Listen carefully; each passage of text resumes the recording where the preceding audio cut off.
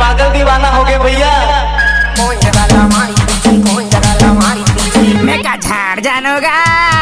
राकेश भाई कौन जगह ला मारी पीछे, कौन जगह ला मारी पीछे, आगे अंगरी बता देना वो, कौन जगह ला मारी पीछे, कौन जगह ला मारी पीछे, आगे अंगरी बता देना वो।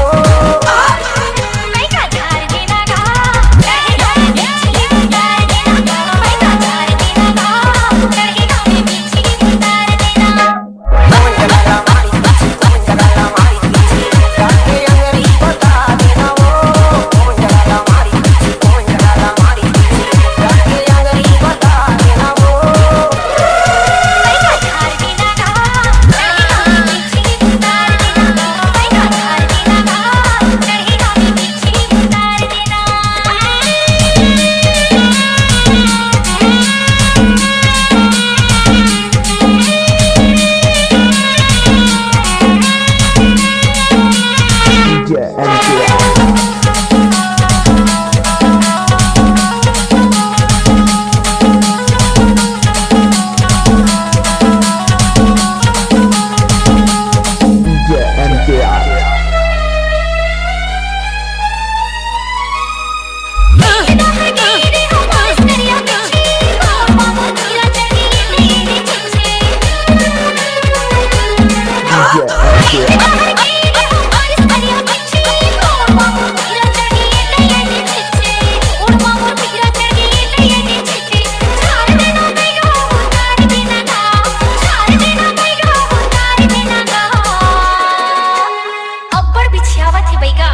का करबे वो बिच्छी झाड़ है ना ऐसने होथे, इसे करम भारी जहर चढ़थे ना तो ऐसने होथे हो। ई रहन गोड़ लमा अमोला फूकन। मैं का झाड़ देना गा, रहेगा बिछी उतार देना, मैं का झाड़ देना गा, रहेगा बिछी उतार देना।